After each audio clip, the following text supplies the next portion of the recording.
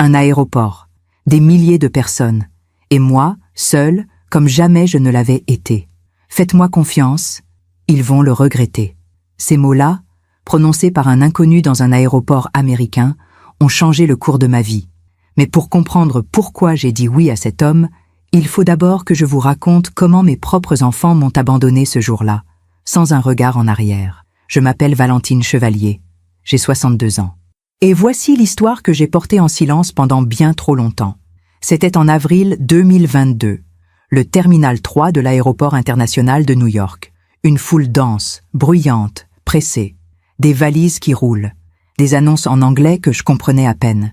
Et moi, debout devant un comptoir d'enregistrement, le cœur battant, les mains tremblantes. « I'm sorry, ma'am, your ticket has been cancelled. » J'ai cligné des yeux. Je ne comprenais pas. « Cancelled ?» Mais non, ce n'est pas possible. Mes enfants, ils ont réservé ce billet.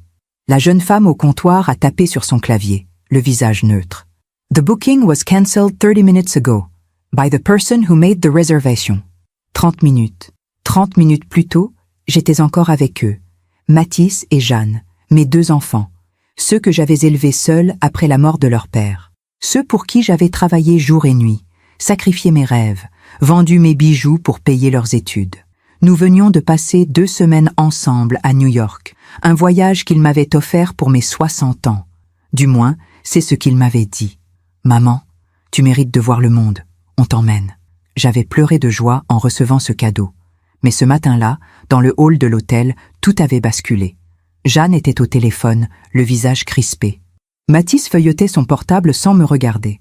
J'avais senti quelque chose de froid dans l'air, quelque chose qui n'était pas là la veille. « Les enfants, on doit partir bientôt. Le vol est dans 3 heures. » Jeanne a levé les yeux vers moi. Un regard que je n'oublierai jamais. Dur, calculateur. « Maman, on doit te parler. » Mon cœur s'est serré. « Qu'est-ce qu'il y a ?» Mathis a posé son téléphone. Il ne souriait pas. On a réfléchi. Ce voyage, c'était une erreur. Une erreur ? Oui, on pensait que ça te ferait plaisir, mais franchement, tu nous as gâché ces 2 semaines. J'ai senti mes jambes trembler. Gâché ? Mais comment ? Jeanne a soupiré, agacée. Tu te plains tout le temps. Tu es lente. Tu ne comprends rien à l'anglais. On doit tout traduire, tout organiser. C'est épuisant. Mais je fais de mon mieux. Je suis désolée si... Désolée ne suffit pas, maman. Mathis s'est levé. Il a enfilé sa veste. On a décidé qu'on ne rentre pas avec toi. On reste encore quelques jours. Sans toi. Le sol s'est dérobé sous mes pieds. Mais, et mon billet ? On l'a annulé. Annulé ? Oui, tu te débrouilles. On t'a payé l'hôtel jusqu'à ce soir. Après, c'est ton problème. J'ai ouvert la bouche, mais aucun son n'est sorti. Jeanne a saisi sa valise. Et ne nous appelle pas, on a besoin de souffler, loin de toi. Ils sont partis. Comme ça, sans un au revoir, sans un regard. Je suis restée assise dans ce hall d'hôtel pendant 1 heure, peut-être 2. Le temps n'existait plus. Puis j'ai compris. Ils avaient pris mon téléphone, mon portefeuille, mes papiers, tout. Ils m'avaient laissé sans rien, sans argent, sans carte bancaire, sans passeport. Juste une vieille femme de 60 ans, seule, dans un pays étranger, incapable de parler la langue. C'est comme ça que je me suis retrouvée à l'aéroport. J'avais supplié la réception de l'hôtel de m'appeler un taxi. Je leur avais dit que mes enfants reviendraient me chercher, que c'était un malentendu. Mais au fond de moi, je savais. Ils ne reviendraient pas. Devant le comptoir d'enregistrement, j'ai senti mes larmes couler. Je ne les retenais plus. S'il vous plaît, il doit y avoir une solution. Je n'ai rien. Pas d'argent. Pas de papier. La jeune femme a baissé les yeux. « I'm sorry.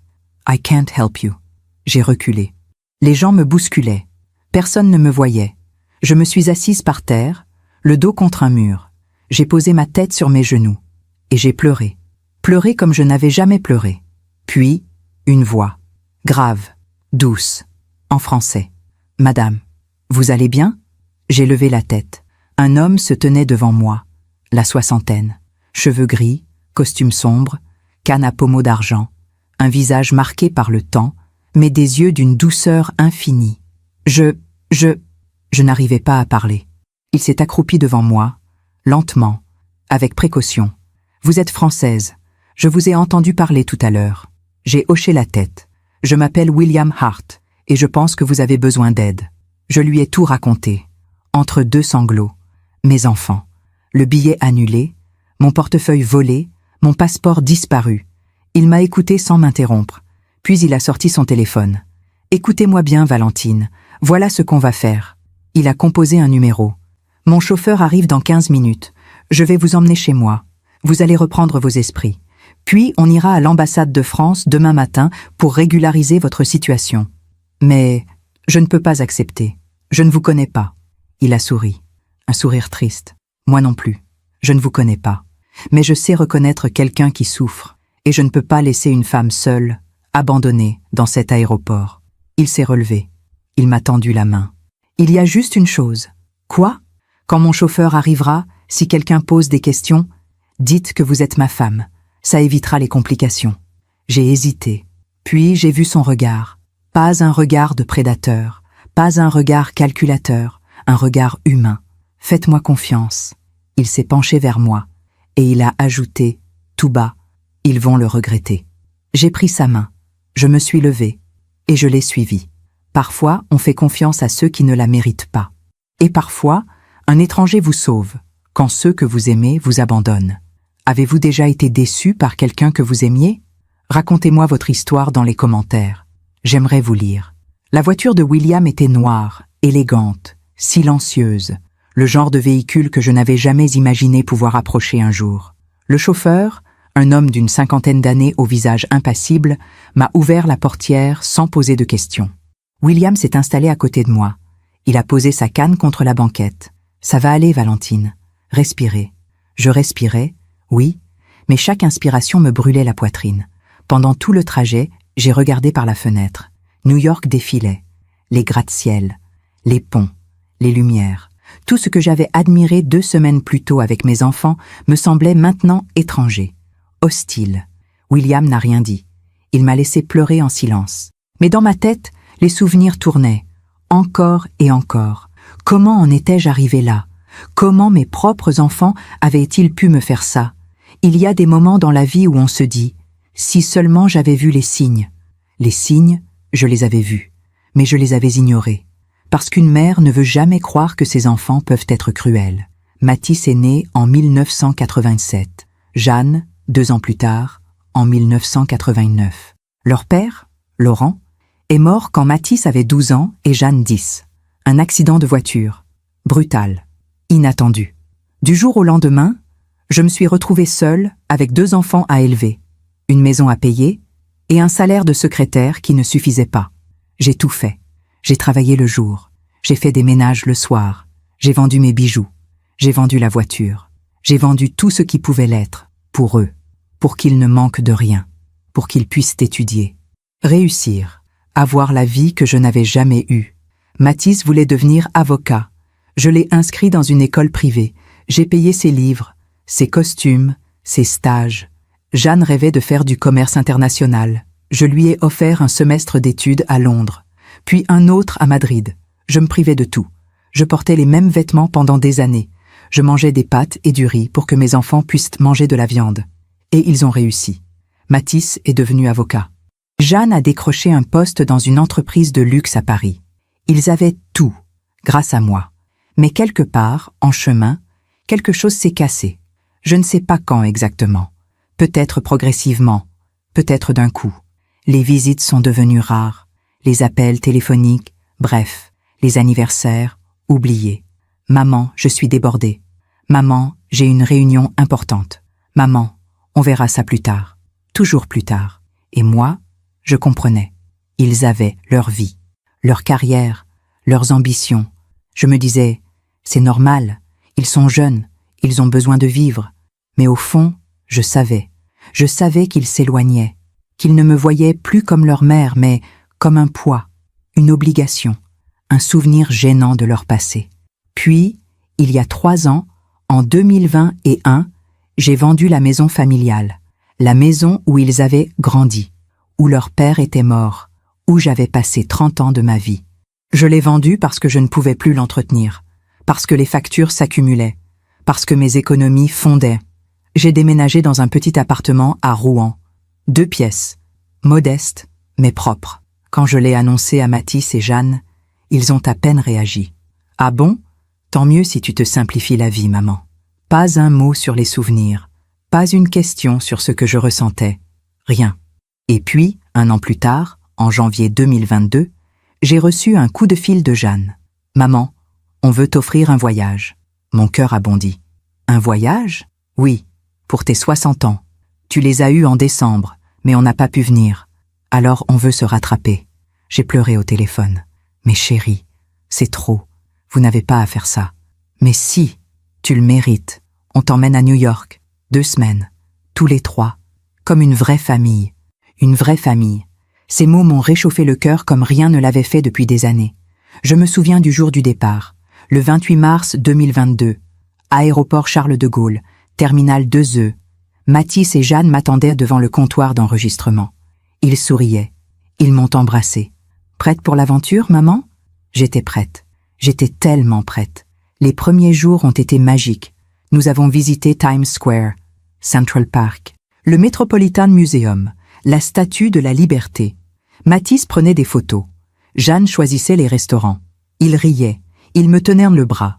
Je me disais, voilà, mes enfants sont revenus, tout va bien. Mais dès le 5e jour, j'ai senti le changement. Mathis a commencé à soupirer quand je marchais trop lentement. Jeanne levait les yeux au ciel quand je ne comprenais pas l'anglais. « Maman, concentre-toi, c'est pas compliqué. »« Maman, dépêche-toi, on a un planning. »« Maman, franchement, tu pourrais faire un effort. » Chaque reproche était une petite blessure. Mais je souriais, je m'excusais, je me dépêchais. Je ne voulais pas gâcher ce moment. Le 10e jour, nous étions dans un café à Brooklyn. Jeanne était au téléphone avec son mari. Mathis répondait à des mails. J'ai commandé un thé. J'ai sorti de mon sac un petit foulard de soie. Un foulard bleu ciel que ma mère m'avait offert avant de mourir. Je le portais toujours avec moi. Il sentait encore son parfum. Ou du moins, c'est ce que j'aimais croire. Je l'ai posé sur la table. Je l'ai lissé doucement. Mathis a levé les yeux. « C'est quoi ce vieux truc ? » « C'est le foulard de grand-mère. Tu te souviens ?» Il a haussé les épaules. « Non. Et franchement, maman, tu devrais arrêter de traîner des souvenirs partout.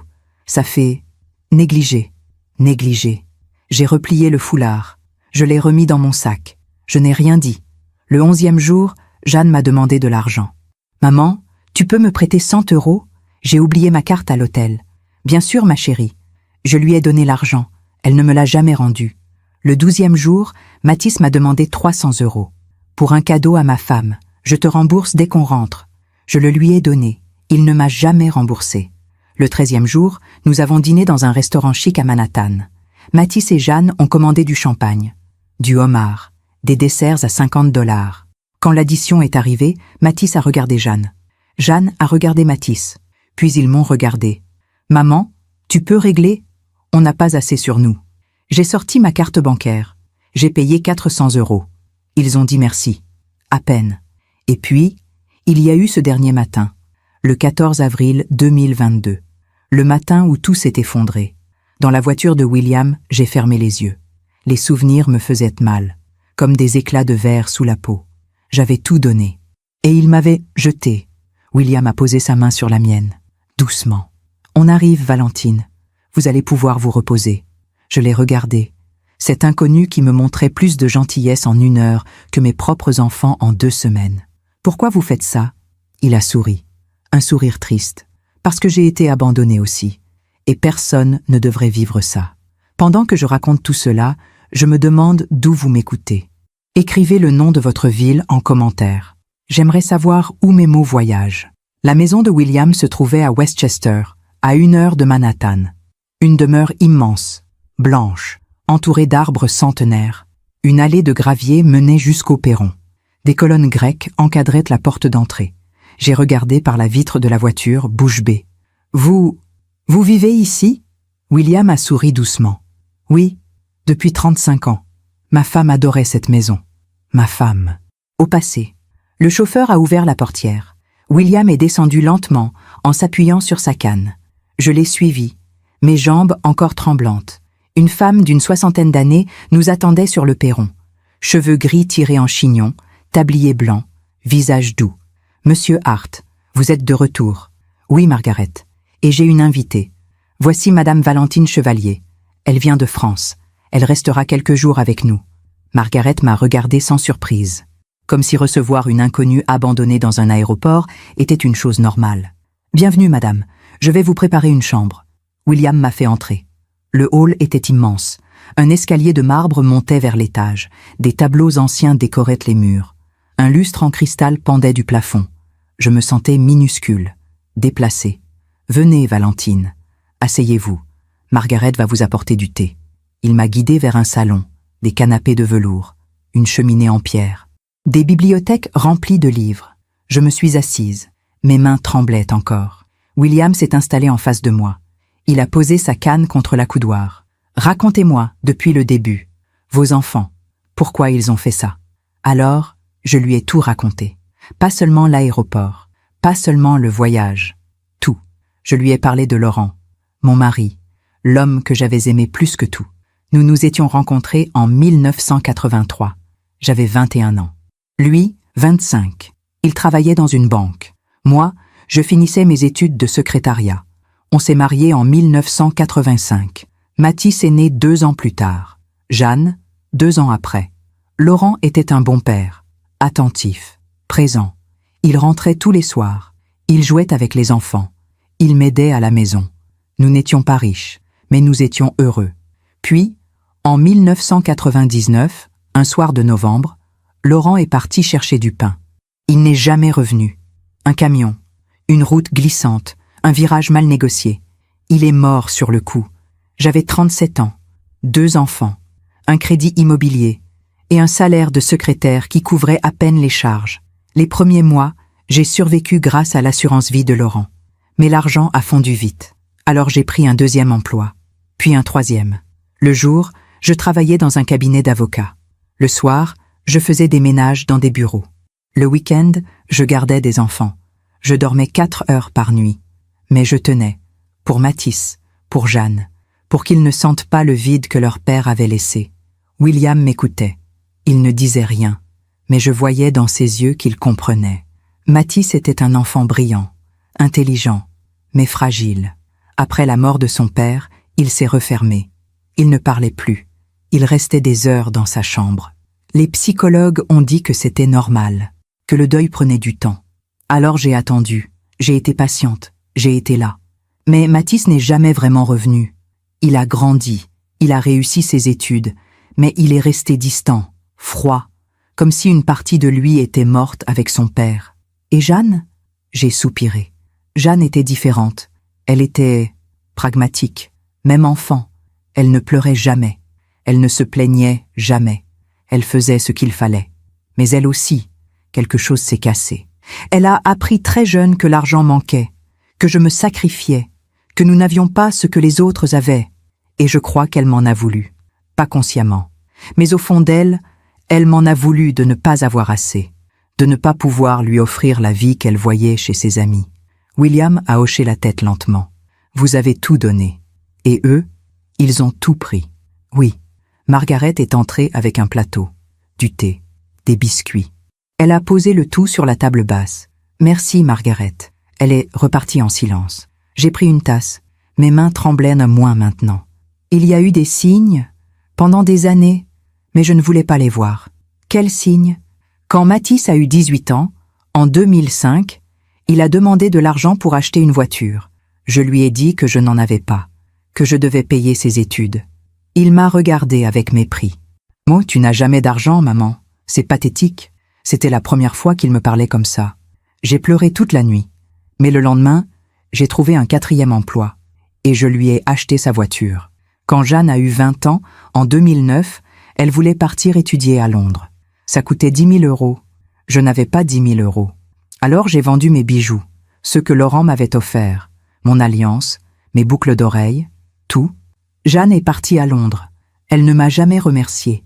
Quand je lui ai dit que j'avais vendu mes bijoux, elle a haussé les épaules. « C'est ton choix, maman. Moi, je ne t'ai rien demandé. » Et il y a 2 ans, en 2022, juste avant le voyage à New York, Mathis m'a téléphoné. « Maman, j'ai une proposition à te faire. » Mon cœur a bondi.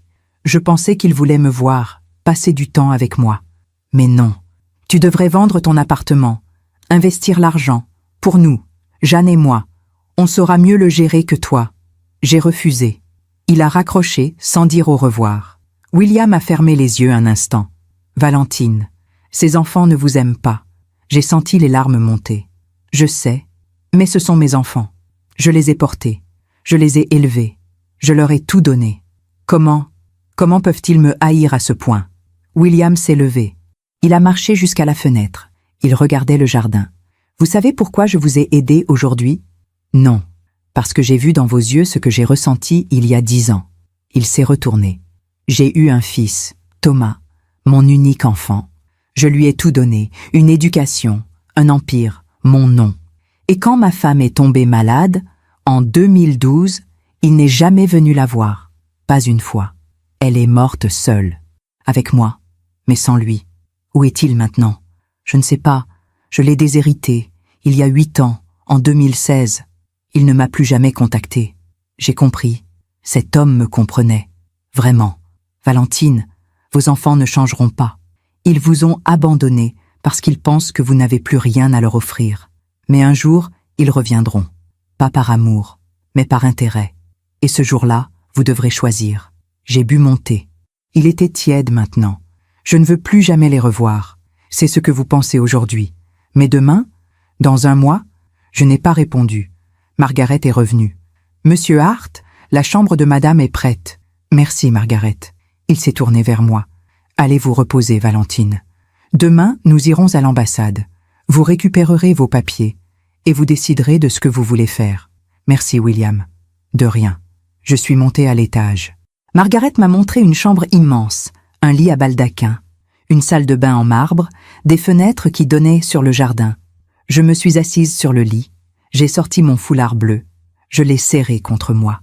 Maman, qu'est-ce que je dois faire? Et pour la première fois depuis des années, j'ai eu l'impression qu'elle me répondait. Vis, Valentine. Vis pour toi. Je me suis réveillée le lendemain matin dans un lit que je ne reconnaissais pas. Pendant quelques secondes, j'ai paniqué. Puis tout m'est revenu. L'aéroport, mes enfants, William. J'ai regardé par la fenêtre. Le soleil se levait sur le jardin. Des oiseaux chantaient. Tout était calme, paisible, comme si ma vie ne venait pas de s'effondrer. On a frappé à la porte. Madame Chevalier, c'est Margaret. Je vous apporte le petit déjeuner. Entrez. Elle est entrée avec un plateau, du café, des croissants, des fruits frais, du jus d'orange. Monsieur Hart vous attend dans son bureau quand vous serez prête. Prenez votre temps. Merci, Margaret. J'ai mangé lentement. Chaque bouchée avait un goût étrange, comme si mon corps ne savait plus comment fonctionner normalement. J'ai pris une douche. Margaret avait déposé des vêtements propres sur une chaise. Une robe simple, élégante, à ma taille. Comment elle a su? Puis je me suis souvenu. William avait dit « Feignez d'être ma femme ». Peut-être que ces vêtements appartenaient à sa femme. L'idée m'a troublée, mais je n'avais pas le choix. Je me suis habillée. Le bureau de William se trouvait au rez-de-chaussée. Une pièce immense, des boiseries sombres, un bureau en acajou, des diplômes encadrés sur les murs. Il était assis derrière son bureau, en train de lire un document.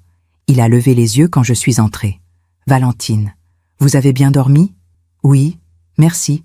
Asseyez-vous. » Je me suis assise en face de lui. « Nous irons à l'ambassade cet après-midi. J'ai déjà appelé. Ils vous attendent. Vous pourrez demander un passeport temporaire. Ça prendra quelques jours. » « Quelques jours? » « Oui. En attendant, vous restez ici. Mais je ne peux pas abuser de votre gentillesse. » Il a souri. « Vous n'abusez de rien. J'ai une maison de 15 chambres. Vous en occupez une. Ce n'est pas un problème. » Il a posé son stylo. « Valentine, je dois vous dire quelque chose. Mon cœur s'est serré. »« Quoi? Hier, quand je vous ai vu à l'aéroport, j'ai reconnu quelque chose en vous. Quelque chose que je connais bien. »« Quoi? » ?»« La solitude. » Il s'est levé. Il a marché jusqu'à la fenêtre. « Je vis seule dans cette maison depuis 10 ans, depuis que ma femme est morte. Elle s'appelait Elisabeth. Nous nous sommes mariés en 1983. Nous avons eu un fils, Thomas, en 1985. Elisabeth était tout pour moi. Belle, intelligente, généreuse. Nous avons construit cette vie ensemble, cette maison, cette fortune. Qu'est-ce qui s'est passé? Il a fermé les yeux. En 2012, Elisabeth a été diagnostiquée d'un cancer du pancréas. Stade 4. Les médecins lui ont donné 6 mois. J'ai tout essayé, les meilleurs hôpitaux, les meilleurs traitements. Rien n'a fonctionné. Elle est morte 6 mois plus tard, le 15 octobre 2012. J'ai appelé Thomas. Il vivait en Californie. Je lui ai dit « Ton père a besoin de toi. Viens. » Il n'est jamais venu. J'ai senti mon cœur se briser pour lui. Pourquoi?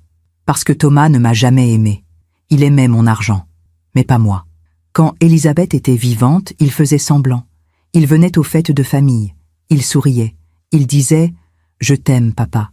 Mais c'était du théâtre, et quand elle est morte, il a arrêté de faire semblant. En 2015, Thomas m'a appelé. Il m'a dit qu'il avait une opportunité d'investissement, qu'il avait besoin d'1 million de dollars.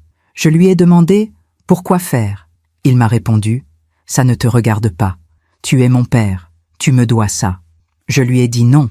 Il a hurlé au téléphone. Il m'a traité de vieille avare. Il m'a dit que je ne méritais pas d'avoir un fils. Puis il a raccroché. En 2016, j'ai appris qu'il avait dilapidé tout l'argent que sa mère lui avait laissé. 3 millions de dollars. Parti en 2 ans. Jeux, drogue, mauvais investissement. Il est revenu me voir. Il m'a supplié. Il pleurait. « Papa, je suis ruiné. Aide-moi. Je te promets. Je vais changer. » J'ai voulu croire. J'ai voulu croire qu'il disait la vérité. Alors je lui ai donné 500 000 dollars. Et, 6 mois plus tard, il était de nouveau ruiné. Il est revenu, encore, avec les mêmes promesses. Et là, j'ai compris. Mon fils ne changerait jamais. Alors, je l'ai déshérité. Complètement. Je lui ai dit, « Tu n'auras plus rien de moi, plus jamais. » Il est parti. Je ne l'ai plus jamais revu. William s'est retourné. Ses yeux étaient humides. Vous savez ce qui fait le plus mal, Valentine? Non, ce n'est pas qu'il ne m'aime pas, c'est qu'il ne m'a jamais aimé, même enfant. Même quand je lui lisais des histoires, même quand je l'emmenais au parc, il attendait juste que je meure pour hériter. J'ai senti les larmes couler sur mes joues. C'est exactement ce que je ressens. Je sais, il est revenu s'asseoir. Valentine, hier, quand je vous ai dit que vos enfants reviendraient un jour, je ne plaisantais pas. Ils reviendront, parce qu'ils penseront que vous avez quelque chose à leur donner.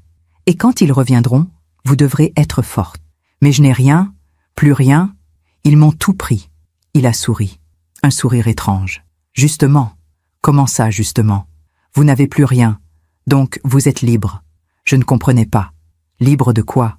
Libre de recommencer, libre de vivre pour vous, libre de ne plus être la mère qui se sacrifie.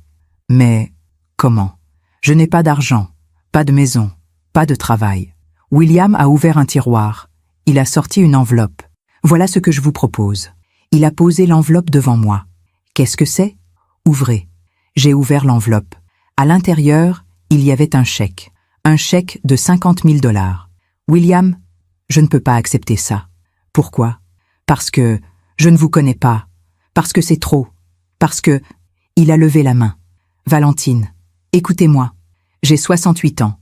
J'ai plus d'argent que je ne pourrai jamais dépenser. Je n'ai pas d'héritier. Cet argent ne sert à rien dans un coffre. Mais pour vous, il pourrait tout changer. Je ne comprends pas. Pourquoi vous faites ça? Parce que hier, à l'aéroport, vous m'avez rappelé Elisabeth. Ma femme était comme vous. Généreuse, aimante, toujours prête à se sacrifier pour les autres. Et moi, je n'ai pas pu la sauver. Mais vous, je peux vous aider. J'ai regardé le chèque. 50 000 dollars. Une somme que je n'avais jamais vue de ma vie. Une somme qui pourrait me permettre de recommencer. Je ne sais pas quoi dire. Ne dites rien. Prenez le temps de réfléchir. On a frappé à la porte. Margaret est entrée. Monsieur Hart, le docteur Monroe est au téléphone. Il dit que c'est urgent. Le visage de William s'est assombri. Dites-lui que je le rappelle. Il insiste, monsieur. William a soupiré. Excusez-moi, Valentine, je dois prendre cet appel. Il s'est levé. Il a pris sa canne. Margaret va vous faire visiter la maison. On se voit au déjeuner. D'accord? Il est sorti. Margaret m'a regardé avec un sourire doux. Venez, madame, je vais vous montrer le jardin. Nous avons marché dans le parc. Des roses, des hortensias, des allées de gravier. Ça fait combien de temps que vous travaillez pour monsieur Hart? 32 ans, madame. 32 ans? Oui. J'ai vu cette maison pleine de vie. Puis, se vider peu à peu. Il est malade, n'est-ce pas? Margaret s'est arrêtée. Elle m'a regardée. Oui, Qu'est-ce qu'il a? Un cancer, du foie, stade terminal. Mon sang s'est glacé. Depuis quand? Il a été diagnostiqué il y a 6 mois, en octobre 2021. Les médecins lui ont donné 1 an, peut-être moins. Il le sait? Bien sûr qu'il le sait. Et il ne fait rien, il refuse le traitement. Il dit qu'il veut mourir avec dignité, comme Elisabeth. J'ai senti mes jambes trembler. C'est pour ça qu'il m'a aidée. Oui, madame. Parce qu'il sait qu'il va mourir. Oui. Margaret a posé sa main sur mon bras. Monsieur Hart est un homme bon, mais il est seul, terriblement seul. Depuis la mort de madame Elisabeth, il n'a plus personne. Vous êtes la première personne qu'il ramène ici depuis des années. Pourquoi moi? Parce qu'il a vu en vous quelqu'un qui méritait d'être sauvé. Nous sommes revenus vers la maison. Dans ma tête, tout tournait. William était mourant. Il m'avait aidé parce qu'il savait ce que c'était d'être abandonné. Et maintenant, il m'offrait 50 000 $. Mais pourquoi? Qu'attendait-il de moi? Je me demande encore si j'ai fait le bon choix. Et vous? Qu'auriez-vous fait à ma place? Le déjeuner a été silencieux. William mangeait peu. Il touchait à peine à son assiette. Je voyais maintenant ce que je n'avais pas vu hier. Les cernes sous ses yeux, la pâleur de sa peau, la façon dont il s'appuyait lourdement sur sa canne. Il était en train de mourir. Et moi, j'étais assise en face de lui, une étrangère qu'il avait sauvée par pure bonté. « Valentine, vous êtes silencieuse. Quelque chose ne va pas ?» J'ai levé les yeux. Margaret m'a dit « Pour votre maladie. » Il a posé sa fourchette. Il n'a pas eu l'air surpris. Je me doutais qu'elle vous le dirait. Margaret ne sait pas garder un secret. Pourquoi vous ne m'avez rien dit? Parce que ce n'était pas important. Pas important? Vous êtes en train de mourir. William a souri tristement. Oui, je suis en train de mourir, comme tout le monde. Sauf que moi, je connais la date approximative. Ce n'est pas drôle. Je ne plaisante pas. Il a bu une gorgée d'eau. Valentine, j'ai un cancer du foie. Diagnostiqué en octobre 2021. Les médecins m'ont donné 12 à 18 mois. On est en avril 2022, ça fait 6 mois. Il vous reste 6 mois, peut-être 1 an, peut-être moins. Et vous ne faites rien? Pas de chimiothérapie? Pas de traitement? Non. Pourquoi? Parce que j'ai vu ce que la chimiothérapie a fait à Elisabeth. Elle a souffert, terriblement. Et ça n'a rien changé. Elle est morte quand même. Je ne veux pas mourir comme ça. Je veux mourir chez moi, dans mon lit, avec dignité. J'ai senti les larmes monter. Vous n'avez personne. Vous allez mourir seul. Oui, ce n'est pas juste.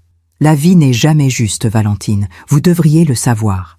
Il a repoussé son assiette. Venez, marchons un peu. Nous sommes sortis dans le jardin. Le soleil brillait. Les oiseaux chantaient.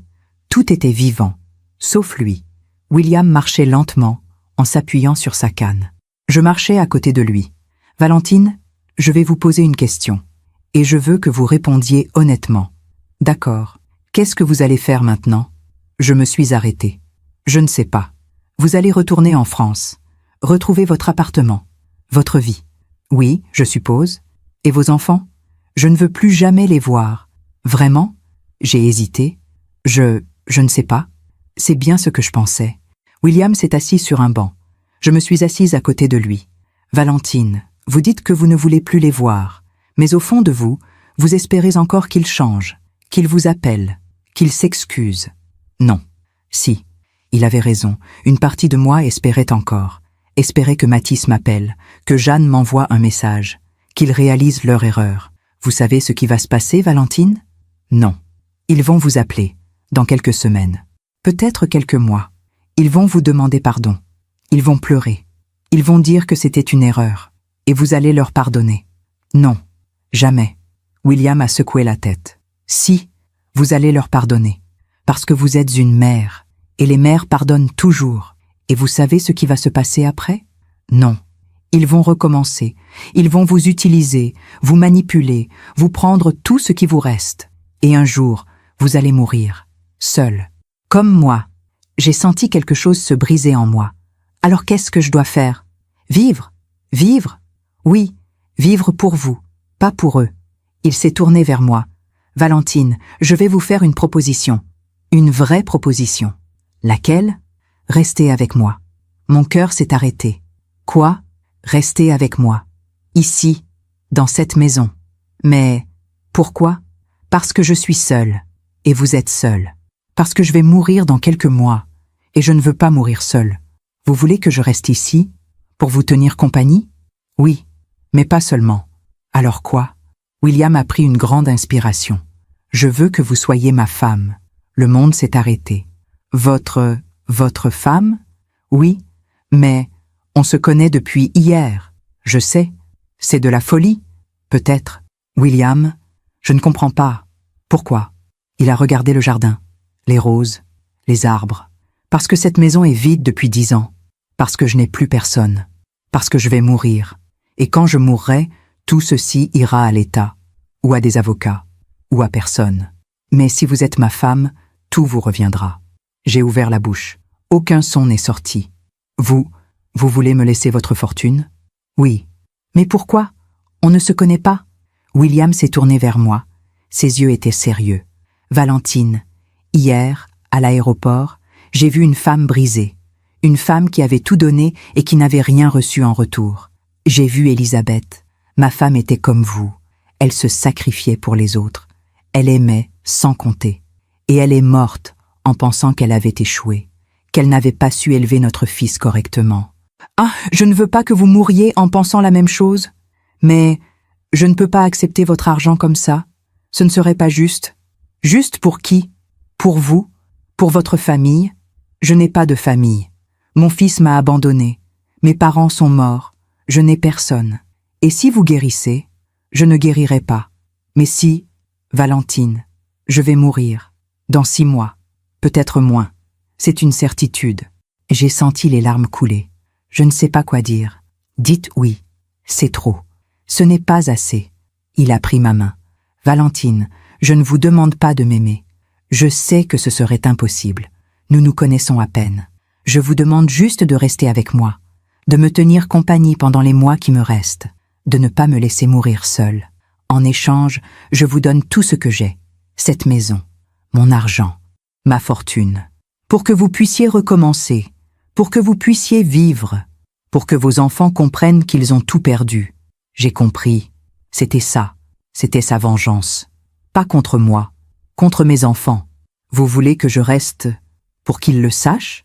Oui, pour qu'ils sachent que pendant qu'ils m'abandonnaient, j'ai trouvé quelqu'un qui m'a offert plus qu'ils ne m'ont jamais donné. Exactement. Mais ce n'est pas une vraie raison de se marier. William a souri. Pourquoi pas? Les gens se marient pour moins que ça, pour l'argent, pour le statut, pour l'immigration. Nous, au moins, nous nous marions en sachant exactement ce que nous faisons. C'est honnête. J'ai retiré ma main. Je ne sais pas, William. C'est trop. Réfléchissez. Vous avez le temps. Il s'est levé. Cet après-midi, nous irons à l'ambassade. Vous récupérerez vos papiers. Et ensuite, vous déciderez. Si vous voulez rentrer en France, je vous paierai le billet. Si vous voulez rester, nous nous marierons. Le choix vous appartient. Il est reparti vers la maison. Lentement. Appuyé sur sa canne. Je suis restée assise sur le banc. Mon foulard bleu était dans ma poche. Je l'ai sorti. Je l'ai serré dans mes mains. Maman, qu'est-ce que je dois faire? J'ai pensé à Mathis, à Jeanne, à tout ce que je leur avais donné, à tout ce qu'ils m'avaient pris. J'ai pensé à William. Un inconnu qui m'offrait plus en un jour que mes enfants en 40 ans. Et j'ai pensé à moi, à Valentine, la femme qui s'était sacrifiée toute sa vie, la femme qui n'avait jamais vécu pour elle-même. Pour la première fois de ma vie, j'avais le choix. Je pouvais rentrer en France, retrouver ma petite vie, attendre que mes enfants m'appellent, leur pardonner, recommencer le cycle, ou je pouvais rester, vivre quelque chose de différent, accompagner un homme mourant. Et peut-être, pour une fois, recevoir au lieu de donner. J'ai plié mon foulard, je l'ai remis dans ma poche, et j'ai su. J'ai su ce que j'allais faire. L'ambassade de France à New York se trouvait sur la 5e avenue. Un bâtiment élégant. Des drapeaux tricolores flottaient au vent. William m'a accompagné. Il est resté dans la voiture pendant que je réglais les formalités. Une jeune femme m'a reçu. Elle m'a posé des questions. J'ai raconté mon histoire. Ou du moins, une version édulcorée. Mes enfants ont annulé mon billet. Je me suis retrouvée sans papier. Elle a pris des notes. Elle n'a pas jugé. Elle a juste fait son travail. Nous allons vous délivrer un passeport temporaire. Ça prendra 3 jours ouvrables. Vous pourrez le récupérer lundi prochain. On était jeudi. Lundi, c'était le 25 avril 2022. Merci. En attendant, Où allez-vous loger? Chez un ami. Je suis ressorti 1 heure plus tard. William m'attendait. Tout est réglé? Oui. Je récupère mon passeport lundi. Bien. Dans la voiture, il n'a rien dit. Moi non plus. Je savais qu'il attendait ma réponse. Mais je ne savais pas encore quoi dire. Nous sommes rentrés à Westchester en fin d'après-midi. Le soleil descendait sur l'horizon. Le ciel était rose et doré. Margaret nous attendait sur le perron. Monsieur Hart, le docteur Monroe a rappelé. Il demande que vous le contactiez ce soir. William a soupiré. Merci, Margaret. Il s'est tourné vers moi. Valentine, prenez votre temps, réfléchissez. Nous en reparlerons demain. D'accord. Je suis montée dans ma chambre. Je me suis assise sur le lit. J'ai regardé par la fenêtre. Le jardin s'étendait devant moi. Les roses, les arbres, la paix. J'ai sorti mon téléphone. Non, je n'avais pas mon téléphone. Mathis me l'avait pris. Mais dans ma chambre, il y avait un téléphone fixe, sur la table de nuit. J'ai regardé ce téléphone pendant une éternité. Je pouvais appeler quelqu'un, une amie, ma sœur. Mais qui? J'avais une sœur, Claudine. Elle vivait à Lyon. Nous ne nous parlions plus beaucoup, 1 fois par an, peut-être 2. Après la mort de Laurent, elle m'avait aidé, financièrement, émotionnellement. Mais avec le temps, nous nous étions éloignés. Chacune avait sa vie. J'ai composé son numéro. Ça a sonné. 1 fois, 2 fois, 3 fois. Allô? Claudine? C'est Valentine. Valentine? Mais il est quelle heure en France? Ah non, attends, tu es en Amérique, c'est ça? Mathis m'a dit que vous partiez en voyage. Mon cœur s'est serré. Mathis t'a dit ça? Oui, il y a 2 semaines. Il m'a appelé. Il m'a dit qu'il t'emmenait à New York pour ton anniversaire. C'est gentil, non? Je n'ai pas répondu tout de suite. Valentine? Tu es là? Oui, je suis là. Alors? C'est bien? New York? J'ai fermé les yeux. Claudine, ils m'ont abandonné. Silence. Quoi? Mathis et Jeanne. Ils m'ont abandonné à l'aéroport. Ils ont annulé mon billet. Ils ont pris mon téléphone, mon portefeuille, tout. Mais c'est impossible. Pourquoi ils feraient ça? Parce qu'ils ne m'aiment pas. Ils ne m'ont jamais aimé. Valentine, tu dis n'importe quoi. Ce sont tes enfants. Justement. Où tu es maintenant? Chez un homme. Un Américain. Il m'a aidé. Un homme? Quel homme? Il s'appelle William Hart. Il m'a recueilli. Il va m'aider à récupérer mes papiers. Valentine, tu te rends compte de ce que tu dis? Tu es chez un inconnu? Oui, mais c'est dangereux. Tu ne le connais pas. Il est mourant, Claudine. Il a un cancer. Il ne me fera rien. Mourant? Mon Dieu, Valentine, dans quoi tu t'es embarquée? Je ne sais pas. Écoute, rentre en France, tout de suite. Je vais t'envoyer de l'argent pour le billet. Je ne peux pas avant lundi. Pourquoi? Parce que je récupère mon passeport lundi. Bon, lundi tu rentres, d'accord? Je ne sais pas. Comment ça, tu ne sais pas? Il m'a demandé de rester. Rester? Combien de temps? Jusqu'à ce qu'il meure. Long silence. Valentine, qu'est-ce que tu racontes? Il m'a demandé de l'épouser.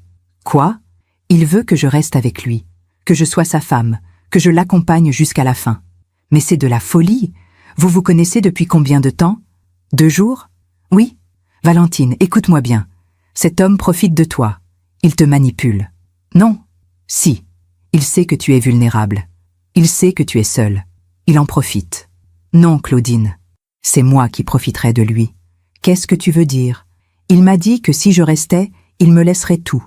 Sa maison, sa fortune, tout. Silence. Puis, la voix de Claudine, froide. Combien? Quoi? Combien d'argent il a? J'ai senti quelque chose se briser. Je ne sais pas. Valentine, tu ne peux pas faire ça. Pourquoi? Parce que ce serait de la manipulation. Comme mes enfants m'ont manipulé? Ce n'est pas pareil. Pourquoi? Parce que ce sont tes enfants. Et alors? Ça leur donne le droit de me traiter comme une moins que rien? Valentine, ils ont fait une erreur, mais ça ne veut pas dire que tu dois te venger en épousant un mourant pour son argent. Ce n'est pas une vengeance. Alors c'est quoi? C'est une chance. Une chance de recommencer, de vivre pour moi. En profitant d'un homme malade? Il m'a proposé, Claudine, c'est lui qui m'a demandé, pas moi. Valentine, rentre, s'il te plaît. On trouvera une solution. Quelle solution? Retourner dans mon appartement vide? Attendre que Mathis et Jeanne daignent m'appeler? Oui, parce que c'est ta vie, ta vraie vie. Ma vraie vie, c'est 40 ans de sacrifice pour rien. Ce n'est pas pour rien. Tu as élevé tes enfants, pour qu'ils me jettent comme une ordure. Valentine, je dois y aller, Claudine. Attends, je t'appellerai. J'ai raccroché, j'ai pleuré, parce que même ma propre sœur ne me comprenait pas. On a frappé à la porte. Madame Chevalier, c'est Margaret. Le dîner est prêt. Merci, j'arrive. Je me suis lavé le visage. Je me suis recoiffé. Je suis descendu. William était seul dans la salle à manger. Une table immense. 2 couverts. Des bougies. Bonsoir, Valentine. Bonsoir. Nous avons mangé en silence. De la soupe, du poisson, des légumes. William mangeait très peu. Il toussait parfois. Il cachait sa bouche avec sa serviette. Je voyais la maladie progresser. Jour après jour. Vous avez appelé quelqu'un? J'ai levé les yeux. Oui, ma sœur. Et elle pense que vous profitez de moi. William a souri tristement. C'est compréhensible. Vu de l'extérieur, ça doit sembler étrange. Oui. Vous savez, Valentine, je ne vous en voudrais pas si vous refusiez. Vraiment? Vraiment. C'est une demande inhabituelle, irrationnelle même. Alors pourquoi vous la faites? Il a posé sa fourchette. Parce que je vais mourir, et que je veux donner un sens à ma mort. En me donnant votre argent? En donnant mon argent à quelqu'un qui le mérite. Vous ne me connaissez pas. Comment vous savez que je le mérite? Parce que je vous ai vu à l'aéroport. J'ai vu votre douleur, votre dignité. J'ai vu une femme qui avait tout donné et qui n'avait rien reçu. Et j'ai décidé que vous méritez mieux. J'ai senti les larmes monter. William, si j'accepte, si je reste, je vais vous accompagner, jusqu'à la fin. Je sais, ça veut dire que je vais vous voir mourir. Oui, je ne sais pas si je suis capable de ça. Personne ne sait s'il est capable avant de l'avoir fait. Et après, quand vous serez mort, vous vivrez, vous ferez ce que vous voulez, vous voyagerez, vous aiderez des gens, vous serez libre. Et mes enfants? Quoi, vos enfants? Quand ils sauront... William a souri, un sourire froid. Quand ils sauront que leur mère qu'ils ont abandonnée a épousé un multimillionnaire, vous croyez qu'ils feront quoi? Ils voudront revenir. Exactement. Et vous direz non. Comment je vais faire ça? En vous souvenant de ce qu'ils vous ont fait, en vous souvenant qu'ils ne vous aiment pas, en vous souvenant que vous méritez mieux. Il s'est levé. Il a marché jusqu'à moi. Il m'a tendu la main. Valentine Chevalier, voulez-vous m'épouser? J'ai regardé sa main. J'ai regardé son visage. J'ai regardé cet homme qui m'offrait une vie nouvelle. Et j'ai pensé à Mathis, à son regard méprisant, à Jeanne, à sa voix froide, à toutes ces années de sacrifice pour rien. J'ai pris sa main. Oui, oui, oui, William, je vais vous épouser. Il a fermé les yeux. Il a serré ma main. Merci. Mais à une condition. Laquelle? Je vais vraiment prendre soin de vous. Pas par obligation, pas pour l'argent. Parce que vous m'avez sauvé quand personne d'autre ne l'a fait. Parce que vous méritez de ne pas mourir seul. William a ouvert les yeux. Ils étaient humides. Valentine, vous êtes une femme extraordinaire. Nous nous sommes mariés 6 jours plus tard, le lundi 1er, mai 2022. Une cérémonie civile, discrète, à la mairie de Westchester. Margaret était notre témoin. Et le chauffeur, Robert. Pas de robe blanche, pas de fleurs, pas de musique. Juste 2 personnes seules qui décidaient de ne plus l'être. Quand le juge a dit « Vous êtes maintenant mari et femme », William a pris ma main. Et j'ai senti quelque chose changer. Pas de l'amour, pas encore, mais quelque chose. De la reconnaissance, du respect, de la tendresse. Ce soir-là, dans cette immense maison, j'ai compris que ma vie venait de basculer. Pour la première fois depuis 40 ans, je n'étais plus seule. J'avais quelqu'un, même si ce quelqu'un allait mourir. Les premiers mois de notre mariage ont été étranges, mais paisibles. William et moi avions chacun notre chambre, notre espace, notre intimité. Le matin, nous prenions le petit déjeuner ensemble dans le jardin d'hiver. Margaret nous servait du café, des fruits frais, des croissants. William lisait le journal. Je lisais des livres de la bibliothèque. Nous parlions peu. Mais nous étions là, l'un pour l'autre. En juin 2022, la santé de William a commencé à se dégrader. Il toussait plus souvent. Il mangeait de moins en moins. Il dormait beaucoup. Le docteur Monroe venait 2 fois par semaine. Il vérifiait les constantes. Il prescrivait des médicaments contre la douleur. Monsieur Hart, vous devriez envisager l'hospitalisation. Non, je reste chez moi. Mais j'ai dit non. C'est moi qui me suis occupée de lui. Margaret m'a appris à préparer ses médicaments, à surveiller sa température, à l'aider quand il avait mal. Je passais des heures à son chevet. Je lui lisais des livres. Je lui parlais de la France, de Rouen, de ma jeunesse. Il m'écoutait, les yeux fermés, un sourire aux lèvres. « Continuez, Valentine. Votre voix m'apaise. » Un soir de juillet, il m'a appelé dans son bureau. « Valentine, asseyez-vous. » Je me suis assise. « Il faut qu'on parle de choses pratiques. » « Quelle chose ?» Il a ouvert un tiroir. Il a sorti une liasse de documents. Mon testament, mes comptes bancaires, mes propriétés. « William, écoutez-moi. » Il a posé les papiers devant moi. « Tout est à votre nom maintenant. La maison, les investissements, les actions. Quand je mourrai, vous hériterez de 87 millions de dollars. » Le monde s'est arrêté. 87 millions? Oui, mais c'est immense. Oui. William, je ne peux pas. Pourquoi? Parce que ce n'est pas normal. On s'est mariés il y a 2 mois. Et alors c'est trop. Il a souri. Valentine, cet argent ne sert à rien dans un coffre. Mais pour vous, il changera tout. Vous pourrez voyager, vous installer où vous voulez, aider qui vous voulez. Vous serez libre. Et mes enfants, quand ils sauront? Justement, William a sorti son téléphone. Donnez-moi leur numéro. Quoi? Les numéros de Mathis et Jeanne. Pourquoi? Parce que je vais les appeler. Non. Si. William, ne faites pas ça. Pourquoi? Vous avez peur? Oui. De quoi? De ce qu'ils vont dire, de ce qu'ils vont penser. Valentine, vous ne leur devez rien. Ce sont mes enfants. Ce sont des étrangers qui vous ont abandonné. J'ai baissé les yeux. Je ne veux pas leur parler. Vous n'aurez pas à le faire. C'est moi qui vais les appeler. Pour leur dire quoi? William a souri, un sourire froid, pour leur dire que leur mère s'est remariée, avec un multimillionnaire américain, et qu'elle ne veut plus jamais les revoir. Non, s'il vous plaît. Si. Il a tendu la main. Leur numéro, Valentine. J'ai hésité, puis j'ai sorti mon nouveau téléphone. William me l'avait offert en mai. Un iPhone dernier modèle. J'avais gardé les contacts de mes enfants, par habitude, pas par amour. J'ai montré les numéros à William. Il les a notés. Merci. William, ne soyez pas cruel. Je ne serai pas cruel. Je serai honnête. Le lendemain matin, le 23 juillet 2022, William a appelé Mathis. J'étais dans le jardin, mais j'entendais tout. La fenêtre du bureau était ouverte. Allô? La voix de Mathis, froide, méfiante. Bonjour, je m'appelle William Hart. Je suis le mari de Valentine Chevalier.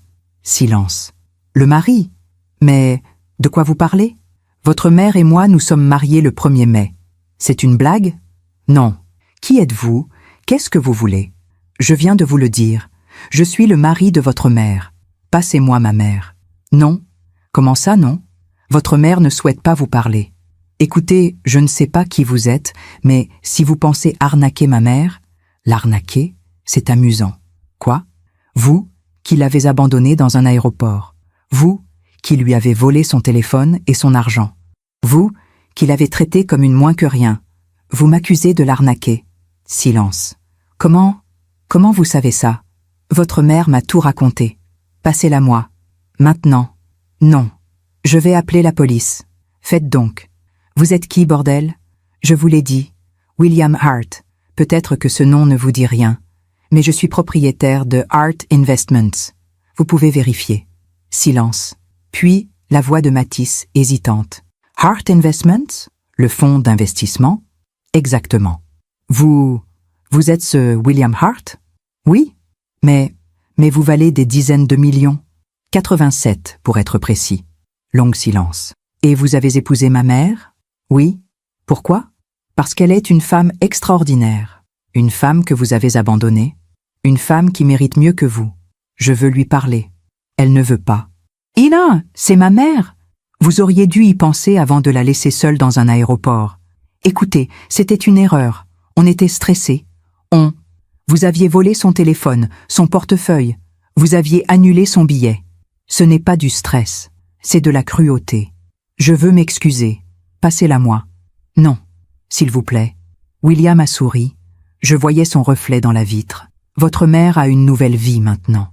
Une vie où elle n'a plus besoin de vous. Une vie où elle est respectée, aimée, protégée. Ne la contactez plus jamais. Attendez. William a raccroché. Il est sorti dans le jardin. Il m'a regardé. C'est fait. J'ai senti les larmes couler. Pourquoi vous avez fait ça? Parce qu'il fallait le faire. Il va rappeler. Probablement. Et Jeanne aussi. J'espère bien. William, Valentine, vous devez comprendre quelque chose. Ces gens ne vous aiment pas. Ils ne vous aimeront jamais. Mais maintenant, ils savent que vous n'avez plus besoin d'eux. Et ça, c'est votre liberté. 2 heures plus tard, Jeanne a appelé. William a décroché. Allô? Qui êtes-vous? Où est ma mère? Bonjour Jeanne. Je m'appelle William Hart. Je suis le mari de votre mère. C'est quoi cette histoire? Mathis vient de m'appeler. Il dit que maman s'est remariée? C'est exact. Avec vous? Oui. Passez-moi ma mère, immédiatement. Elle ne souhaite pas vous parler. C'est ridicule. Passez-la moi. Non. Écoutez, je ne sais pas ce que vous manigancez, mais je ne manigance rien. Votre mère et moi sommes mariés. Légalement. Ça ne tient pas debout. Vous vous connaissez depuis quand? 2 mois? 3. 3 mois. Vous vous foutez de moi? Non. Ma mère n'épouserait jamais un inconnu. William a ri, un rire froid. Vous seriez surprise de ce que votre mère est capable de faire. Quand on ne l'abandonne pas dans un aéroport. Silence. Elle vous a raconté ça? Oui, tout. Écoutez, c'était un malentendu. Un malentendu? Oui. On était fatigués. Vous avez annulé son billet. Vous lui avez pris son téléphone, son argent, ses papiers. Vous l'avez laissé seul, sans rien. C'est ça, votre malentendu? On voulait juste souffler. Souffler? En abandonnant votre mère de 60 ans dans un pays étranger? On allait revenir. Vraiment? Oui. Alors pourquoi vous ne l'avez pas fait? Silence. On pensait qu'elle se débrouillerait. Et elle s'est débrouillée. Elle m'a trouvé. Qu'est-ce que vous lui voulez? Rien. Personne n'épouse quelqu'un sans raison. J'avais mes raisons. Lesquelles? Ça ne vous regarde pas. Si elle est ma mère, ça me regarde. Non. Vous avez perdu ce droit quand vous l'avez abandonnée. Passez-la moi. Maintenant. Ou j'appelle la police. Faites. Je vais la faire annuler, ce mariage. Bonne chance. Votre mère est majeure, lucide. Elle a signé de son plein gré. Vous l'avez manipulée. Prouvez-le. Silence. Puis, la voix de Jeanne, tremblante. Qu'est-ce que vous voulez? De l'argent? William a souri. De l'argent? Oui. Combien? Rien. Tout le monde veut de l'argent. Pas moi. J'en ai suffisamment. Alors quoi? Je veux que vous laissiez votre mère tranquille. Qu'elle puisse vivre sans vous. Qu'elle puisse enfin être heureuse. Vous êtes qui pour décider ça? Je suis son mari. Jeanne a raccroché. William est revenu vers moi. Il s'est assis à côté de moi sur le banc. Voilà. C'est fait. Ils vont revenir. Probablement. Et si je veux leur parler? Vous leur parlerez. Mais pas maintenant. Pourquoi? Parce que maintenant, ils veulent juste votre argent. Mon argent? Mais je n'en ai pas. Si, vous en avez. Le mien. J'ai compris. Vous voulez qu'ils pensent que je suis riche. Exactement. Pour qu'ils reviennent. Oui. Et alors? Alors vous leur direz non. Et ils comprendront. Comprendront quoi? Qu'on ne peut pas avoir tout et rien. Qu'on ne peut pas abandonner sa mère et vouloir son héritage. Que la vie, parfois, rend ce qu'on lui donne. J'ai regardé le jardin. Les roses. Le soleil. Mon foulard bleu était dans ma poche. Je l'ai sorti. Je l'ai lissé sur mes genoux. William l'a regardé. C'était à votre mère, n'est-ce pas? Oui. Elle aurait été fière de vous. Vous croyez? J'en suis sûre. Je me demande encore si j'ai fait le bon choix. Et vous? Qu'auriez-vous fait à ma place? William est mort le 12 novembre 2022, un samedi matin, à 6h23. Le soleil se levait à peine. Les oiseaux commençaient à chanter. Il est mort dans son lit, paisiblement, la main dans la mienne. Les derniers mois avaient été difficiles. En août, il ne pouvait plus marcher. Le docteur Monroe avait installé un lit médicalisé dans sa chambre. En septembre, il ne mangeait presque plus. Je lui donnais des bouillons, des compotes, de l'eau. En octobre, il dormait presque tout le temps. Il se réveillait quelques heures par jour. Il me regardait. Il souriait. « Valentine, vous êtes là. » « Oui, je suis là. Merci. » Pendant ces mois, j'ai appris à le connaître vraiment. Pas comme un mari, pas comme un amant, comme un ami. Un ami qui se confiait, qui racontait sa vie, ses regrets, ses joies. Un soir d'octobre, il m'a parlé d'Elisabeth. Elle était belle, tellement belle. Quand je l'ai rencontrée, en 1980, elle travaillait dans une galerie d'art à Manhattan. Je suis entrée pour acheter un tableau. Je suis repartie avec son numéro. Nous nous sommes mariés 3 ans plus tard, en 1983. Thomas est né 2 ans après. On pensait qu'on aurait d'autres enfants, mais ça n'est jamais arrivé. Elisabeth a fait 3 fausses couches, en 1988, en 1989, en 1991. Après la 3e, elle a dit « C'est fini, je ne peux plus ». Alors, on s'est concentré sur Thomas. On lui a tout donné, tout. Et il est devenu... William s'est tu. Il a fermé les yeux. Il est devenu quelqu'un qu'on ne reconnaissait plus. Elisabeth est morte en pensant que c'était sa faute, qu'elle avait raté son éducation. Je lui ai dit que non, que ce n'était pas elle. Mais elle ne m'a jamais cru. Elle est morte avec cette culpabilité. Et moi, je vis avec depuis 10 ans. J'ai pris sa main. Ce n'était pas votre faute, William, ni la sienne. Vous pensez? J'en suis sûre. Parce que moi aussi, je me suis posé la question. Où est-ce que j'ai échoué? Qu'est-ce que j'ai mal fait? Pourquoi mes enfants sont devenus comme ça? Et vous avez trouvé la réponse? Non, mais j'ai compris quelque chose. Quoi? On ne peut pas forcer quelqu'un à nous aimer, même si c'est notre enfant, même si on a tout donné. Certaines personnes ne savent pas aimer, et ce n'est pas notre faute. William a ouvert les yeux. Ils étaient humides. Merci, Valentine. De quoi? De me dire ce que j'avais besoin d'entendre depuis 10 ans. Début novembre, le docteur Monroe m'a pris à part. Madame Hart, il ne reste plus beaucoup de temps. Combien? Quelques jours, 1 semaine tout au plus. J'ai hoché la tête. Il souffre? Oui, mais la morphine aide. Je veux qu'il ne souffre pas. Je sais. Je fais tout ce que je peux. Le 10 novembre, William a appelé son avocat. Maître Roberts, un homme de 75 ans, cheveux blancs, costume gris, il est venu avec une mallette. Monsieur Hart, Madame Hart. Bonjour, James. William était dans son lit, pâle, amaigri, mais lucide. James, je veux vérifier que tout est en ordre. Tout est en ordre, William. Le testament? Signé, validé, enregistré. Valentine hérite de tout. Tout? Tout. La maison, les comptes, les investissements, les actions. 87 300 000 $. William m'a regardé. Valentine, vous êtes d'accord? William, c'est trop. Répondez. Vous êtes d'accord? J'ai regardé cet homme qui m'avait sauvé, qui m'avait épousé, qui m'avait donné une nouvelle vie. Oui, je suis d'accord. Maître Roberts a sorti des documents. Signez ici, madame. J'ai signé. Parfait. Tout est en règle. William a toussé. Du sang a taché son mouchoir. James, encore une chose. Oui? Mon fils. Thomas. Quoi, Thomas? S'il conteste le testament, il ne peut pas. Vous l'avez déshérité légalement en 2016. Il n'a aucun droit. Et s'il essaie quand même? Le testament est blindé, William. J'ai tout vérifié. 3 fois. Thomas n'aura rien. William a souri. Bien. Maître Roberts est parti. William m'a regardé. Valentine, promettez-moi quelque chose. Quoi? Quand je serai mort, vivez, voyagez, aidez des gens, soyez heureuse. Ne vous enfermez pas dans le chagrin. William, promettez-le-moi. J'ai pris sa main. Je vous le promets. Le 12 novembre, à l'aube, William s'est réveillé. Il m'a regardé. J'étais assise à côté de lui. Je n'avais pas dormi de la nuit. Valentine, je suis là. J'ai peur. De quoi? De ce qui vient après. William, vous avez été un homme bon. Vous avez aidé des gens. Vous m'avez sauvé. S'il y a quelque chose après, vous serez en paix. Il a souri. Vous croyez? J'en suis sûre. Elisabeth, elle sera là? Oui, elle vous attend. Il a fermé les yeux. Merci, Valentine. Pourquoi? Pour ces 7 mois. Pour m'avoir tenu compagnie. Pour m'avoir donné de la joie.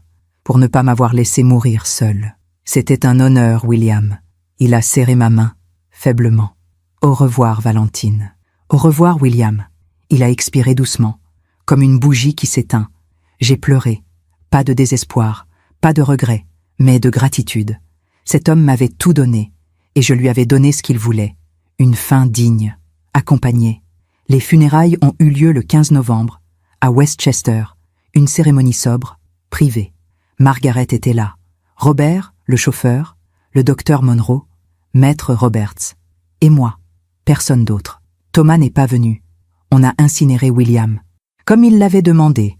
Ses cendres sont dans une urne, dans le jardin, sous le grand chêne où il aimait s'asseoir, à côté de l'urne d'Élisabeth. Après les funérailles, maître Roberts m'a donné l'acte de propriété de la maison, les relevés bancaires, les documents légaux. Madame Hart, vous êtes désormais l'unique propriétaire de tous les biens de William Hart, 87 300 000 $, plus cette maison évaluée à 12 millions. Soit un total de 99 300 000 $. J'ai regardé les papiers. Je ne reconnaissais pas ma vie. 6 mois plus tôt, j'étais une vieille femme abandonnée dans un aéroport, sans argent, sans dignité, sans espoir. Et maintenant, j'étais multimillionnaire. Madame Hart, que comptez-vous faire? Je ne sais pas. Vous allez rester dans cette maison? Oui, pour l'instant. Et vos enfants? Vous allez les contacter? J'ai pensé à Mathis, à Jeanne, aux appels de juillet, à leur froideur, à leur cupidité. Non. Vous en êtes sûr? Oui. Bien. Si jamais ils vous contactent, appelez-moi. Pourquoi? Parce qu'ils vont essayer. Croyez-moi. Il avait raison. Le 20 novembre 2022, 8 jours après la mort de William, j'ai reçu un appel. Un numéro français. Mathis. J'ai regardé le téléphone sonner. 1 fois, 2 fois, 3 fois. Puis j'ai décroché. Allô? Maman? C'est Mathis. Sa voix. Cette voix que je n'avais pas entendue depuis juillet. Bonjour, Mathis. Maman, j'ai appris. Pour ton mari. Comment tu as appris? C'était dans les journaux américains. William Hart, magnate de la finance, décédé. Ah, maman, je suis désolée. Désolée de quoi? Pour ta perte. J'ai fermé les yeux. Merci. Maman, on peut parler? On parle. Non, je veux dire, en vrai, je veux venir te voir. Pourquoi? Parce que tu es ma mère. Parce qu'on s'est mal quitté. Mal quitté? Oui, à New York. C'était stupide. Stupide? Oui, on a fait une erreur. On était stressés. Mais on regrette. Vraiment. Vraiment? Oui. Mathis, quand exactement tu as regretté? Quoi? Quand tu as regretté de m'avoir abandonné? Silence. Dès le lendemain. Vraiment? Alors, pourquoi tu ne m'as pas appelé? Je ne savais pas où tu étais. Tu aurais pu appeler la police, l'ambassade, me chercher. Mais tu ne l'as pas fait. Maman, tu ne m'as pas appelé avant juillet, 4 mois après m'avoir abandonné. Et tu ne m'as appelé que parce que William t'a appelé. Ce n'est pas vrai. Si. Maman, s'il te plaît, je veux qu'on se voie, qu'on parle. Pourquoi? Long silence. Parce que je veux m'assurer que tu vas bien. J'ai souri. Un sourire amer. Je vais très bien, Mathis. Mais tu viens de perdre ton mari. Oui, un homme qui m'a traité avec respect, avec dignité. Un homme que j'ai connu 7 mois. Et qui m'a donné plus d'amour que toi en 35 ans. Maman, ne m'appelle plus. J'ai raccroché. Mes mains tremblaient. Mon cœur battait fort. Mais je me sentais libre. Pour la première fois de ma vie, j'avais dit non. Les mois qui ont suivi la mort de William ont été étranges. Étranges parce que j'étais seule. Mais pas comme avant. Avant, j'étais seule et démunie. Maintenant, j'étais seule et libre. J'ai gardé la maison de Westchester. Margaret et Robert sont restés. Ils travaillaient pour moi maintenant. Madame Hart, qu'est-ce que vous voulez pour le dîner? Ce que vous voulez, Margaret, surprenez-moi. J'ai commencé à explorer la maison. Vraiment. Les 15 chambres, les salons, la bibliothèque, le sous-sol. Chaque pièce racontait une histoire. L'histoire de William et Élisabeth. Des photos encadrées, des souvenirs, des livres annotés. Dans le bureau de William, j'ai trouvé un journal, un carnet en cuir, caché dans un tiroir. Je l'ai ouvert. 15 octobre 2012. Élisabeth est morte aujourd'hui. Je ne sais pas comment continuer. 3 janvier 2013. Thomas a refusé de venir pour Noël. Il dit qu'il est occupé. Occupé à dépenser l'argent de sa mère. 12 juin 2015. Je me sens seule, terriblement seule. Cette maison est trop grande, trop vide. 8 mars 2016. J'ai déshérité Thomas aujourd'hui. C'est la décision la plus difficile que j'ai jamais prise. Mais je ne peux plus le regarder détruire sa vie. J'ai tourné les pages. Les années défilaient. 23 octobre 2021. Le docteur Monroe m'a annoncé que j'ai un cancer. Stade terminal. 1 an, peut-être moins. Je ne veux pas de traitement. Je veux mourir comme Elisabeth, avec dignité. Mais je ne veux pas mourir seule. Puis, une page datée du 14 avril 2022, le jour où il m'avait trouvé. Aujourd'hui, j'ai rencontré une femme à l'aéroport. Valentine, française, abandonnée par ses enfants. Je me suis vue en elle.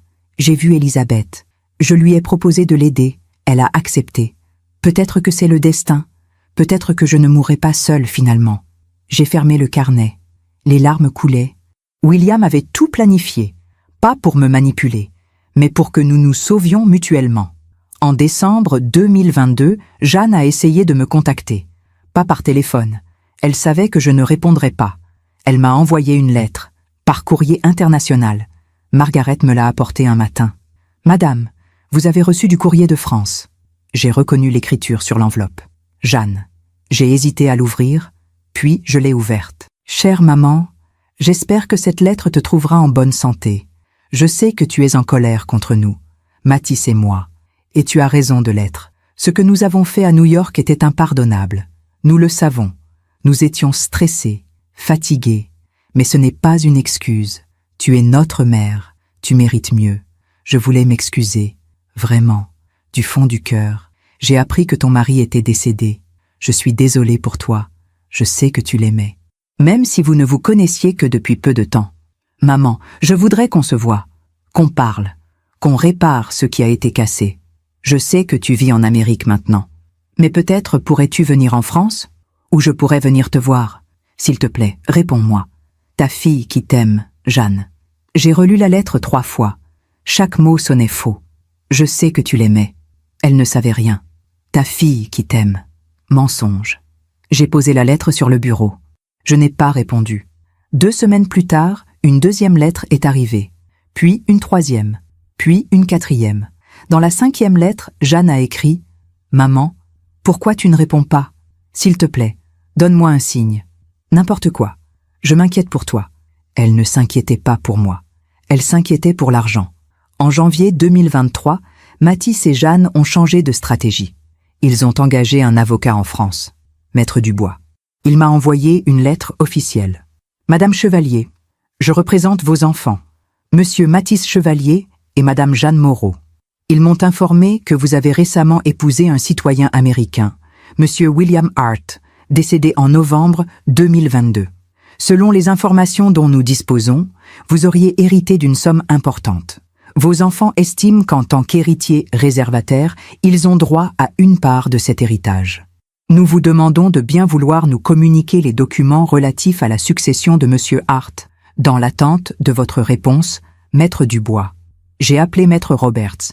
James, j'ai reçu une lettre d'un avocat français. Qu'est-ce qu'il veut? Il dit que mes enfants ont droit à une part de l'héritage de William. Maître Roberts a ri. C'est ridicule. Pourquoi?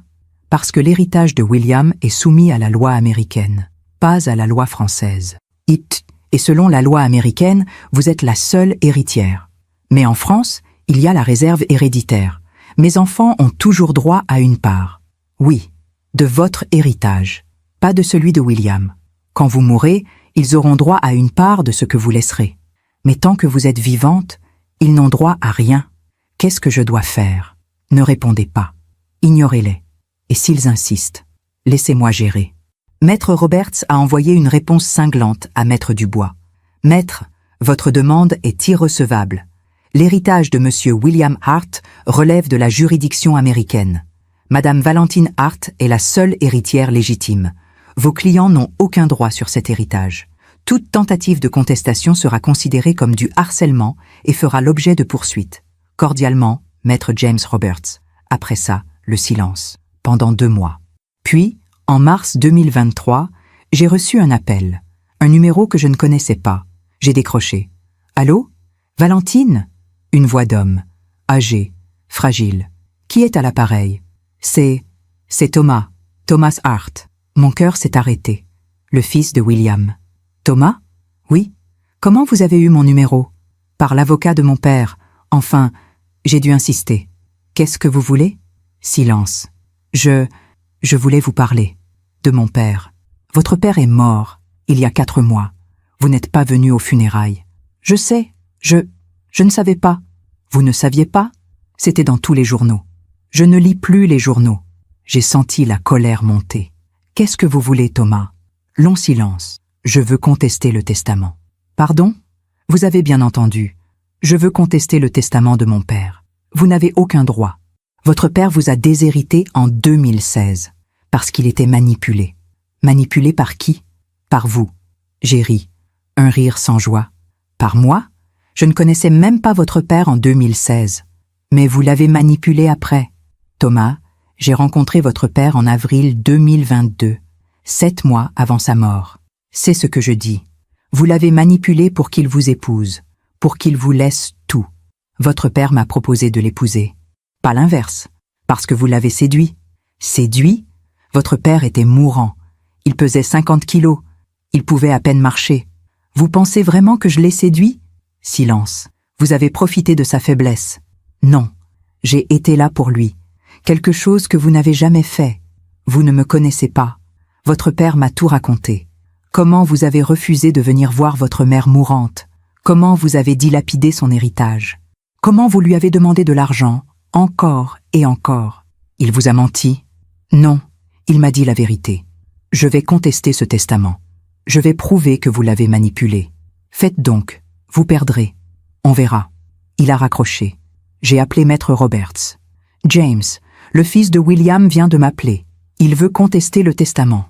Laissez-le essayer. Il va perdre. Vous en êtes sûr? Certain. J'ai des preuves, des enregistrements, des témoignages. Le testament est inattaquable. Et s'il invente des choses, s'il dit que j'ai manipulé William? Valentine, votre mari était suivi par un médecin. Le docteur Monroe peut témoigner qu'il était lucide jusqu'à la fin. Margaret et Robert peuvent témoigner que vous l'avez soigné avec dévouement. Thomas n'a aucune chance. D'accord. Respirez. Tout va bien. Mais je ne respirais pas bien. Parce que je comprenais. Mes enfants. Le fils de William. Tous voulaient la même chose. L'argent. Pas moi. Pas mon bonheur. Pas ma dignité. L'argent. En avril 2023, Thomas a déposé une plainte. Maître Roberts m'a envoyé les documents. Thomas accusait manipulation d'un homme mourant, mariage frauduleux, captation d'héritage. C'est ridicule, a dit Maître Roberts. Mais il faut répondre. Comment? Avec la vérité. Le procès a eu lieu en juin 2023. Tribunal de Westchester.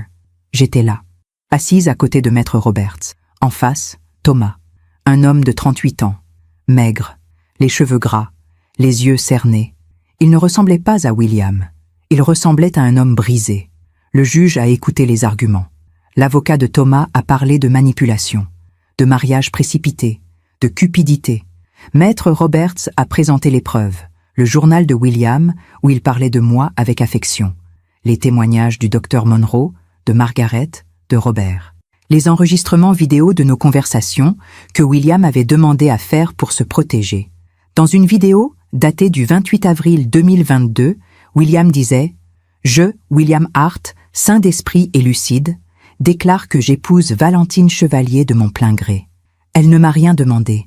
C'est moi qui lui ai tout proposé, parce qu'elle mérite d'être heureuse, et parce que je ne veux pas que mon argent aille à un fils qui m'a abandonné. » Le juge a délibéré 2 heures, puis il est revenu. « Monsieur Hart, votre plainte est rejetée. Le testament de William Hart est valide. Madame Valentine Hart est la seule héritière légitime. Vous n'avez aucun droit sur cet héritage. » Thomas a baissé la tête. Il est sorti sans me regarder. Je n'ai rien ressenti, ni joie, ni tristesse. Juste du vide. Après le procès, Maître Roberts m'a dit « Félicitations, Valentine. Vous êtes libre. » Libre de quoi? De tout. De Thomas. De vos enfants. De tous ceux qui veulent votre argent. Mes enfants, ils ne savent même pas que j'ai gagné. Ils vont le savoir. Comment? Parce que le jugement est public. Et alors, ils vont essayer de revenir. Et vous allez leur dire non. Comme à Thomas. J'ai souri. Oui, je vais leur dire non. En juillet 2023, 15 mois après l'abandon à l'aéroport, Mathis et Jeanne ont appris. Par un article dans un journal français. Une Française hérite de 100 millions de dollars après avoir épousé un milliardaire américain. Ils ont appelé. Encore et encore. J'ai ignoré tous les appels. Puis, Jeanne a débarqué. À Westchester. Sans prévenir. Margaret est venue me voir. « Madame, il y a une femme à la porte. Elle dit qu'elle est votre fille. » Mon cœur s'est serré. « Faites-la entrer. » Jeanne est entrée dans le salon. Elle avait maigri, des cernes sous les yeux, les cheveux mal coiffés. « Maman ?» Je me suis levée. « Bonjour Jeanne. » Elle m'a regardée. Puis elle a regardé la maison, le lustre, les tableaux, le luxe. « Maman, c'est vrai? Tu as hérité de 100 millions? 99 300 000 $, pour être exact. » Elle a vacillé. « Et tu ne nous as rien dit? Pourquoi je vous aurais dit quoi que ce soit? Parce qu'on est tes enfants. Vraiment? Maman, s'il te plaît. »« S'il te plaît quoi, Jeanne ?» Elle a fondu en larmes. « Maman, j'ai besoin d'aide. J'ai des dettes. Mon mari m'a quittée. Je n'ai plus rien. Et tu viens me demander de l'argent. Oui, s'il te plaît. Jeanne. Oui? Tu te souviens de ce que tu m'as dit à New York? » Elle a baissé les yeux. Quoi? On a besoin de souffler, loin de toi. Maman, tu m'as abandonnée. Tu m'as volé mon téléphone, mon argent. Tu m'as laissée seule, sans rien. Je sais, et je regrette. Vraiment? Ou tu regrettes juste parce que maintenant je suis riche? Silence. Sors de ma maison, Jeanne. Maman, sors. Elle est partie, en pleurant. Et moi, je suis restée debout, forte, libre. Aujourd'hui, je suis assise dans le jardin de Westchester. Les roses sont en fleurs. Le grand chêne où reposent William et Elizabeth projette son ombre sur l'herbe. J'ai 62 ans. 2 ans se sont écoulés depuis ce matin d'avril 2022 où mes enfants m'ont abandonné dans un aéroport. 2 ans. 2 ans qui ont changé ma vie. Mathis et Jeanne ne m'ont plus jamais contacté après juillet 2023. Pas d'appel, pas de lettres, rien. Ils ont compris qu'ils avaient tout perdu. Pas mon argent. Moi. Margaret vient de m'apporter du thé. Elle s'assoit à côté de moi. « Madame, vous allez bien ?»« Oui, Margaret. Je vais bien. » Elle regarde le jardin. « Monsieur Hart serait fier de vous. »« Vous croyez ?» ?»« J'en suis certaine. J'ai créé une fondation, en mémoire de William. La fondation Hart Chevalier. Elle aide les femmes abandonnées, les mères rejetées, les personnes seules. J'ai donné 10 millions de dollars pour la créer. Chaque année, nous aidons des centaines de femmes à recommencer leur vie, à retrouver leur dignité. William avait raison. Cet argent ne servait à rien dans un coffre. Mais maintenant, il change des vies. Parfois, je pense à mes enfants. Je me demande ce qu'ils sont devenus, s'ils ont compris leur erreur, s'ils regrettent vraiment. Mais je ne cherche pas à savoir, parce que j'ai appris quelque chose. On ne peut pas forcer quelqu'un à nous aimer, même si c'est notre enfant, même si on a tout donné. Certaines personnes ne savent pas aimer, et ce n'est pas notre faute. Mon foulard bleu est posé sur mes genoux, le foulard de ma mère. Je le lisse doucement. « Maman, tu avais raison. Il fallait que je vive pour moi. J'ai voyagé. Paris, Londres, Tokyo, Rio. J'ai vu le monde que je n'avais jamais vu. Pas avec mes enfants, mais seul, libre. J'ai rencontré des gens extraordinaires, des femmes qui avaient vécu la même chose que moi, des mères abandonnées, des épouses trahies, des femmes qui avaient tout perdu et qui avaient tout reconstruit. Elles m'ont appris que la force ne vient pas de ce qu'on reçoit, mais de ce qu'on refuse de perdre. Sa dignité, son estime de soi, sa capacité à aimer la vie. William m'a sauvée, mais c'est moi qui ai choisi de vivre. Hier, j'ai reçu une lettre de Claudine, ma sœur. Valentine, je voulais te dire que j'avais tort. Quand tu m'as dit que tu allais épouser William, j'ai pensé que c'était une folie. Mais maintenant, je comprends. Tu as fait ce qu'il fallait. Tu as vécu. Je suis fière de toi, ta sœur qui t'aime. J'ai pleuré en lisant cette lettre. Pas de tristesse, mais de joie. Parce que quelqu'un comprenait enfin. Le soir tombe sur Westchester. Les lumières s'allument dans la maison. Margaret prépare le dîner. Robert range la voiture. Je suis chez moi, vraiment chez moi. Et je pense à toutes ces femmes qui m'écoutent, à toutes ces mères qui se sacrifient, à toutes ces femmes qui donnent sans recevoir. Si mon histoire peut aider, ne serait-ce qu'une femme à ouvrir les yeux, à comprendre qu'elle mérite mieux, à choisir de vivre pour elle. Alors tout cela aura eu un sens. La vie m'a donné une deuxième chance, une chance que je n'attendais pas. Une chance qui est venue d'un inconnu dans un aéroport. Faites-moi confiance, ils vont le regretter. William avait raison, ils l'ont regretté. Mais moi, je ne regrette rien. Merci de m'avoir écouté jusqu'au bout. Si cette histoire a touché votre cœur, Abonnez-vous et activez la cloche pour entendre d'autres femmes qui ont transformé la douleur en sagesse. Chaque jour, une femme, une leçon de vie. Partagez cette histoire avec quelqu'un que vous aimez. Parfois, une histoire change toute une journée. Que Dieu vous bénisse et à très bientôt.